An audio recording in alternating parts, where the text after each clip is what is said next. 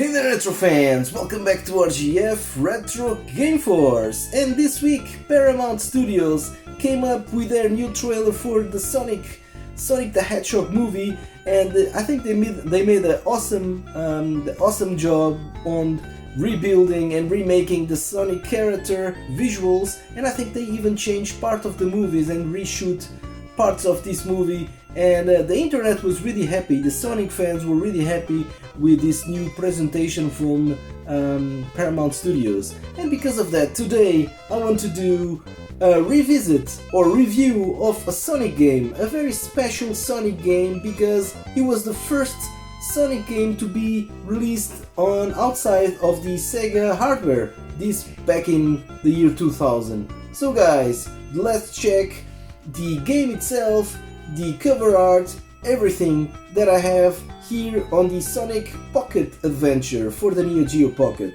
So let's check it out right after the intro. Stay tuned!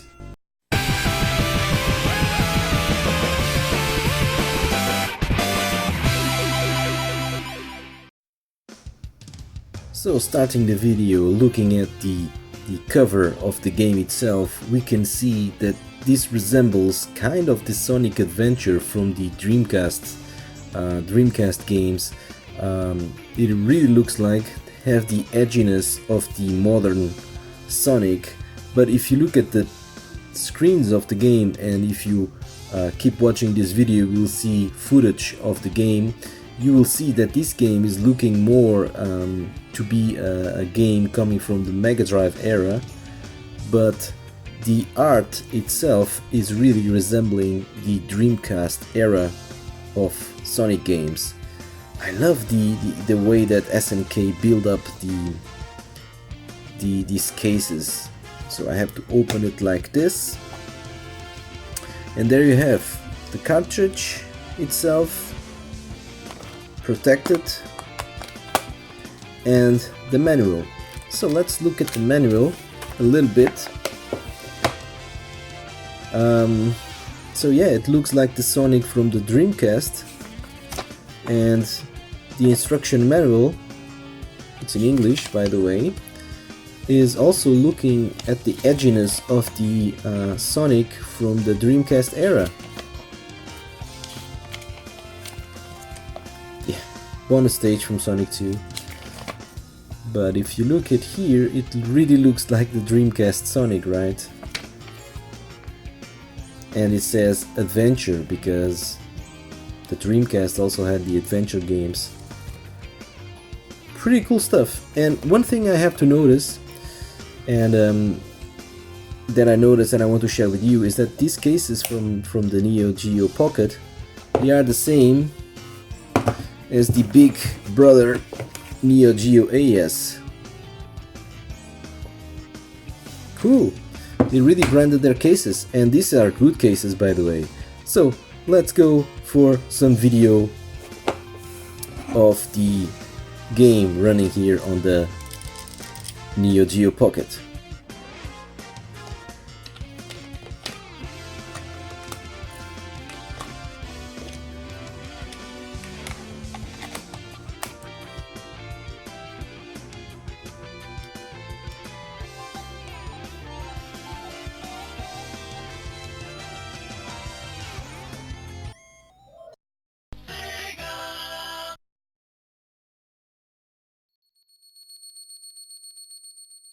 In 1999, both Sega and SNK were not doing well in the market, so they had an idea together of developing franchise for both Sega platforms and SNK platforms. And the first game that actually came out with this combination of companies was Sonic Pocket Adventure. The game was fully developed by SNK, but it was supervisioned by Yuji Naka and his Sonic team. So with this partnership, SNK could have their hands on the source code, on the source materials from the pixel art from the old 16-bit Sonic games, and also the tunes and the music, and in the other hand, Sega and his Sonic team made sure that this game had enough quality to be branded with the Sonic name and make sure that their mascot was not somehow damaging the Sega brand. And this is the reason why this game actually looks like a remix from old Sonic games, both Sonic 1, Sonic 2, Sonic 3 and Sonic and Knuckles.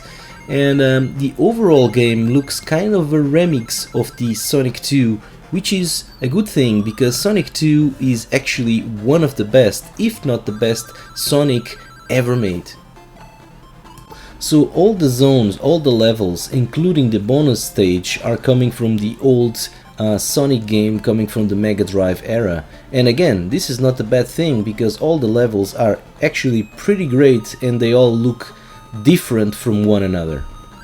We cannot forget that this game and this system, the Neo Geo Pocket, was competing with the Game Boy Color, and to have a Sonic game portable looking and sounding like that, it was amazing back then. Due to the limitations of the Neo Geo Pocket, of course this game is not looking and sounding as good as the 16-bit counterparts running on the Mega Drive, but on the other hand, it's a step forward from the 8-bit, so it's kind of a step between 8-bit and 16-bit. So yeah, I think SNK did a great job. The look and feel of the game is extremely well done, so the sensation of speed is there, and the animations on the pixel on the body of Sonic to make sure that give you the impression of speed is there. Of course I missed the parallax scrolling on the background, but for a game for the Neo Geo Pocket, I think, again, I'll say it again, it's a very well done game. The music and sound is also pretty good coming from the handheld from this era, but again SNK had the access to the source material from the 16-bit era, so it had to be good, right? The gameplay is also top notch, so SNK and Sega made sure that this really feels like a 2D Sonic game, and it plays great and is actually pretty fun, and it's pretty much what you can expect from a 2D Sonic game.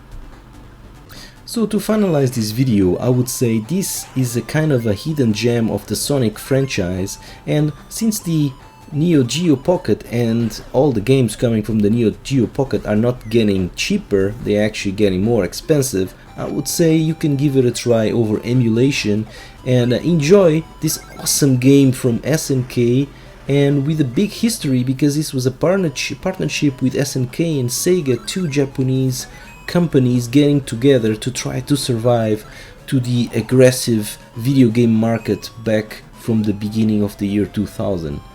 So guys, if you enjoyed this video, as usual, leave me your feedback, leave me your comments, give me a like, and don't forget to subscribe to the channel to keep receiving these awesome videos of history and retro gaming. So, as usual, take care and bye bye.